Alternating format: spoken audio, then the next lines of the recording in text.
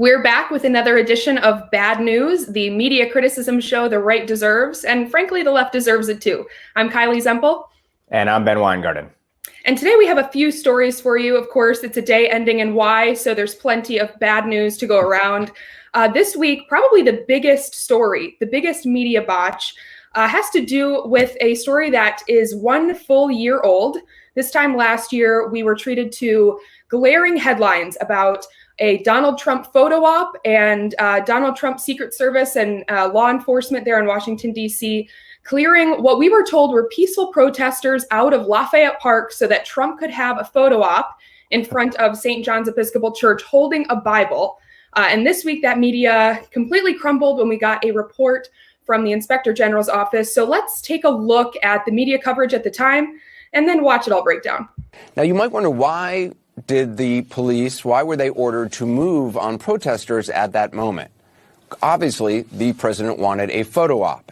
For a photo op? To make way for a White House photo op. Lafayette Square photo op to clear out these protesters from Lafayette Park so the president could have this photo op. The president wanted peaceful protesters, the kind he said he just supports. He wanted them out of the way for his photo op. And it was President Trump sending a message that he feels good about today, looking at these images. He wanted to show that he could move Americans physically out of the way to do this photo op. And his administration's violent clearing of a peaceful protest for a photo op. Clear them out with gas and go in there with batons.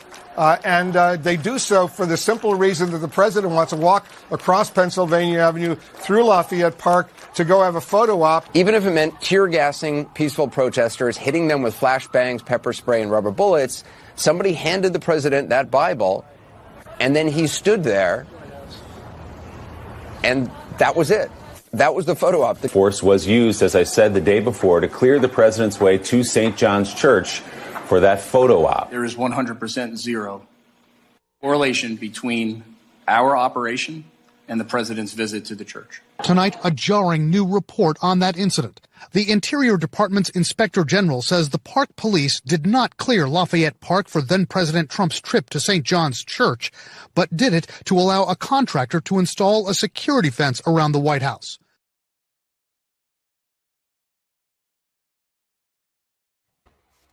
Now, of course, we have to take even the Interior Department's report with a grain of salt, as we do all of these things. But it's a 40-page report that's pretty damning in light of all the things we heard from the mainstream media. It turns out it wasn't Park Police who were the ones that sprayed the pepper balls, or as the media reported it, tear gas.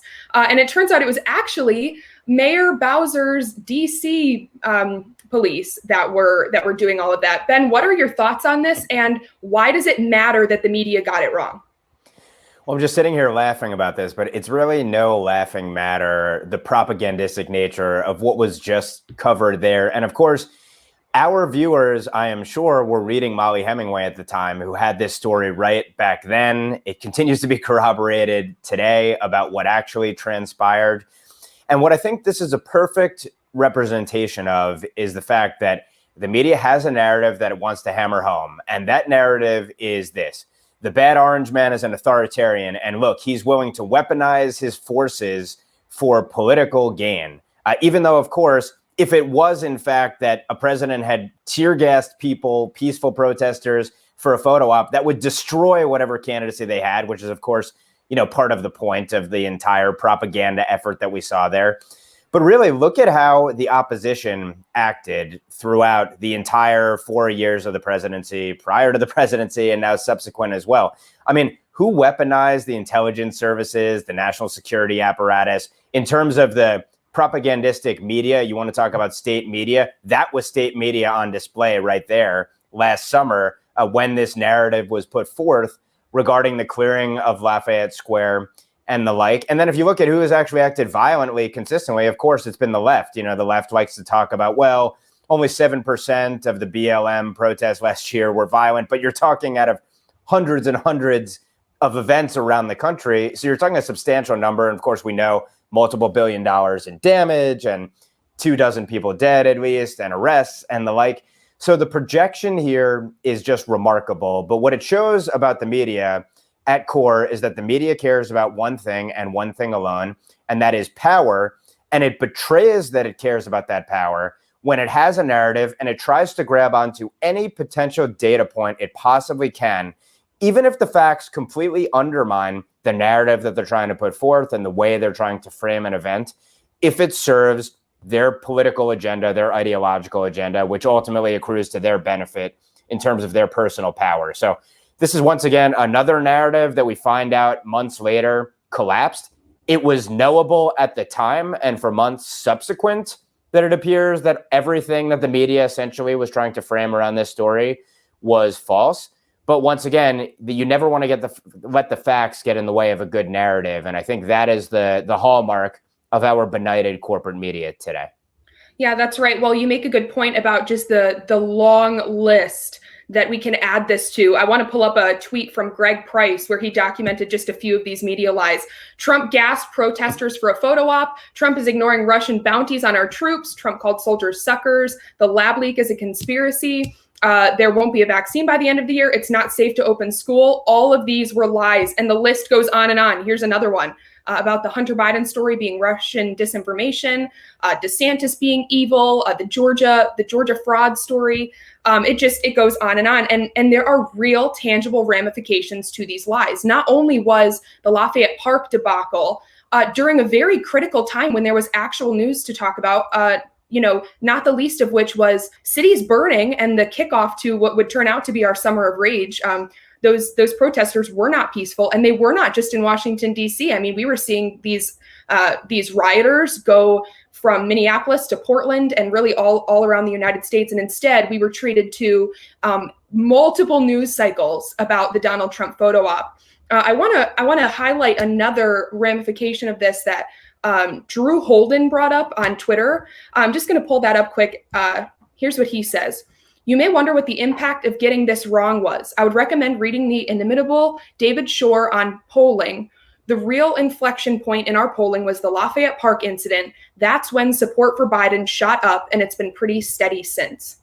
And I just think that's really interesting because this was a pivotal time in the 2020 election cycle. And of course, correlation doesn't equal causation, and that's a point Drew Holden notes as well. But it's very important to note how this could have and most likely did change the narrative surrounding Trump and Biden and the trajectory in the polls. And to your point, I mean, this story, you could make the case, was used to run interference for the actual violence that was going on around the country, which broadly would have been unpopular. And I think you can draw a straight line from that unpopularity to, first of all, Joe Biden himself talking about the fact that in certain recordings that have come out with party officials, we need to tamp down the defund the police, abolish the police rhetoric. And then also to today, where you see the critical race theory, even in elite purple to blue bastions across the country, when parents find out about it, they're aghast about it. The sort of radicalism that was covered up, in effect, by making Trump the story, as opposed to the chaos and disorder in the streets across our country among people who claim to be marching for some kind of justice as opposed to retribution or vengeance, is a huge, huge story. As you said, correlation and causation are two different things. This is one data point among many data points. But of course, it was about feeding the narrative of the bad orange man is a strong man also. That was the narrative. That was the narrative put forth. And once again, of course, it collapses just like all of these other ones. And yet the media never seems to pay a price for it. But that's one of the reasons this show exists. And that's to put a spotlight on them because they deserve that transparency justly. That's right. Well, so you bring up a point that I think leads really well into our next piece of bad news, which is an anti-American sentiment and turning it into a story about Trump, even though it's not. So we had a New York Times so-called reporter this week talk about how disturbed she was when she saw American flags, and she was talking specifically about Trump supporters. Let's take a look at this clip. I think this is another area where Democrats really need to get serious about talking about what this threat is. I think you said it really well, Joe, a minute ago, where you talked about the need to stop being surprised by all of this and start taking it seriously. It's really concerning to me that the Democrats haven't just gone ahead at this point and said we're doing this on our own in terms of getting a commission together to explain to the American people how we allowed the insurrection to take place in the Capitol. I think that really needs to move forward swiftly. The reality is here that we have a large percentage of the American population. I don't know how big it is, but we have tens of millions of Trump voters who continue to believe that their rights as citizens are under threat by simple virtue of having to share the democracy with others. I think as long as they see Americanness as the same as one with whiteness, this is going to continue. We have to figure out how to get every American a place at the table in this democracy, but how to separate Americanness, America, from whiteness. Until we can confront that and talk about that, this is really going to continue. I was on Long Island this weekend visiting a really dear friend, and I was really disturbed. I saw, dozens and dozens of pickup trucks with, explicatives against Joe Biden on the back of them, Trump flags, and some cases just dozens of American flags, which is also just disturbing because essentially the message was clear. It was, this is my country. This is not your country. I own this. And so until we're ready to have that conversation, this is going to continue. What really quite a display from Mara Gay there. And it's funny because at the end of that segment, it goes on far too long, but Mika Brzezinski comments, totally agree. I mean, she's right on the same track there as Mara Gay. That wasn't the end of the story, though, because, of course, conservatives called this out immediately about her anti-American sentiment and just being disturbed by the flag of her own country. And so, of course, the New York Times PR people got on Twitter and tried to cover this up. New York Times editorial board member Mara Gay's comments on MSNBC have been irresponsibly taken out of context. Her argument was that Trump and many of his supporters have politicized the American flag. The attacks on her today are ill-informed and grounded in bad faith. Ben, what do you make of this?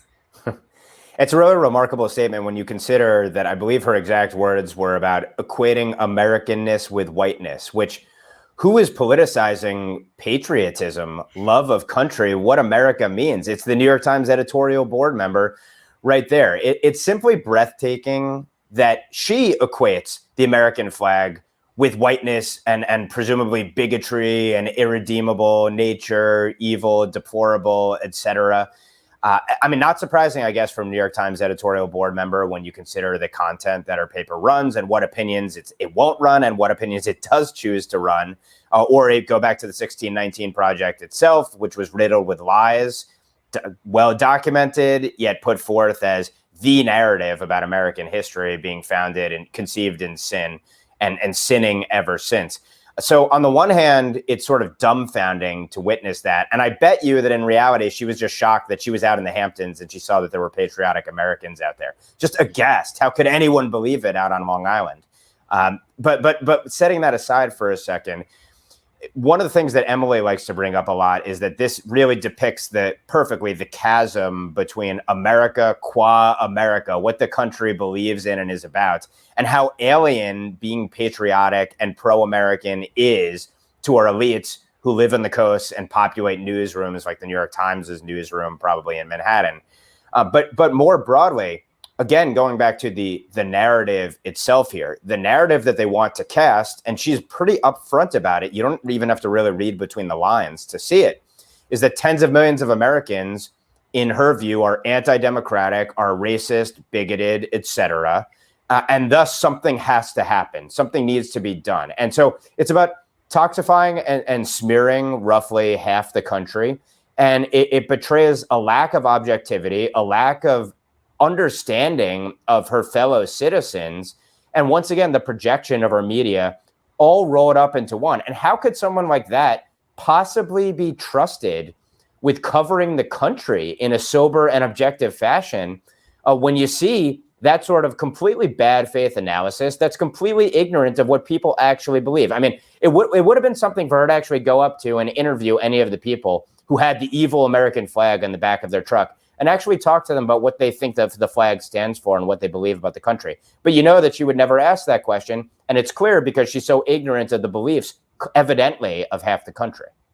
That's right. God forbid a reporter would report on something. I think the biggest story here, it reveals far less about patriotic Americans than it does about coastal elitists' understanding of what most of the country believes. And, she just said the quiet part out loud. Us in conservative media and, our writers at the Federalist are all across the United States. We have people from coast to coast covering different things down at the ground level. And we talk all the time about how people in the Beltway are completely out of touch with what is happening in so much of flyover America and just so much of the country broadly. They do not know the views of most of the voters around this nation. And she just said the quiet part out loud by demonstrating her, disgust with seeing the symbol of what should be our unity. Yeah, and the last thing I'll say is it was hilarious to also see the banner with Max Boot talking about the Trump threat still out there. Everything about that entire scene was beyond parody, and you have to laugh at it at a certain point. But again, the downside to it is the propagandizing and gaslighting that we see on a daily basis evidently has an impact on the public. Hopefully it's a shrinking percentage of the public as the legacy media kills itself off, hopefully. Well, if the media really wanted to talk about racism, they might highlight another story that should be a story but has not been. And that is about our beloved Hunter Biden, who somehow seems to evade all corporate media headlines. This week, we got a story, more info from the Hunter Biden laptop, text messages that he had sent several years ago where he used the N-word. And of course, we have not seen any reporting about this from the corporate press. Let me see here. We have from Steve Krakauer, in case you were wondering, Hunter Biden using the N-word in text messages has not been mentioned a single time on CNN, MSNBC, ABC, CBS, or NBC since the news broke yesterday. And not a single article about it exists on any of their websites.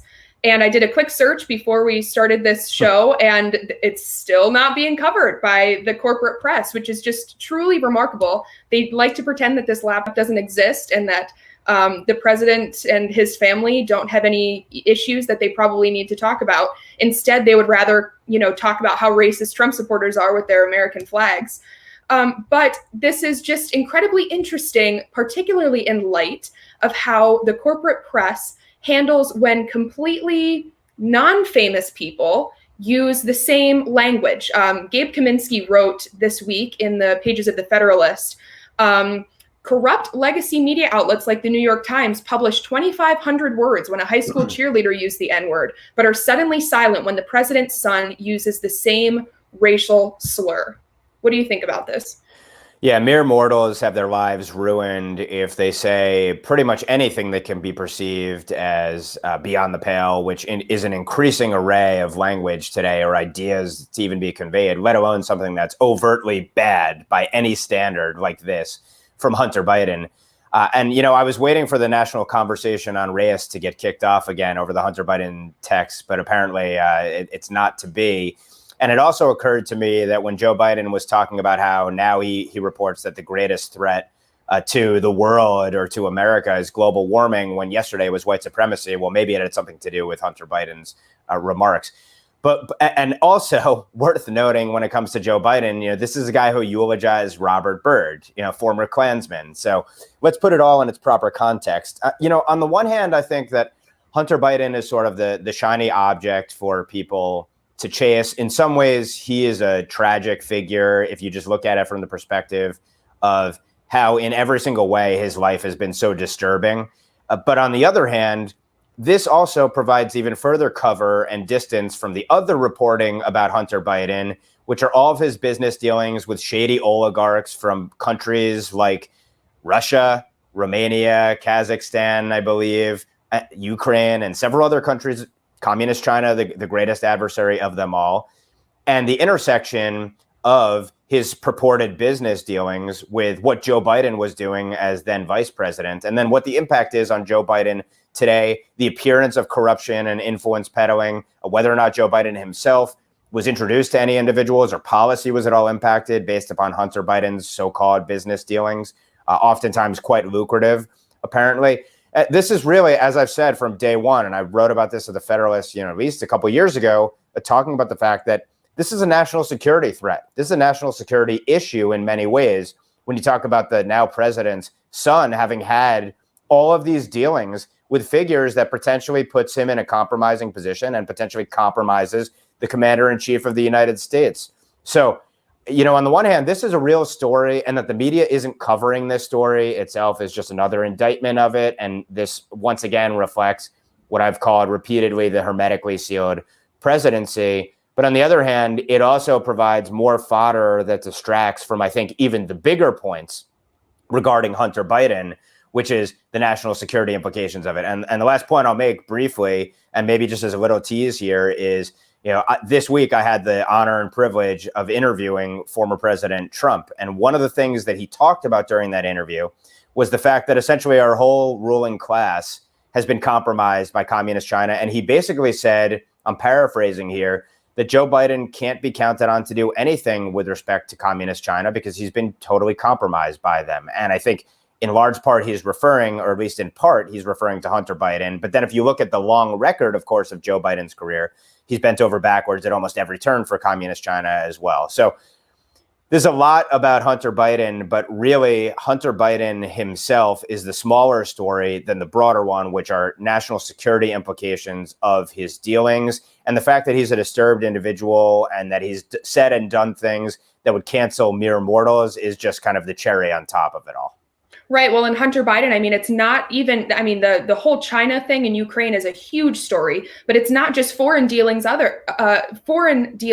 It's also domestic.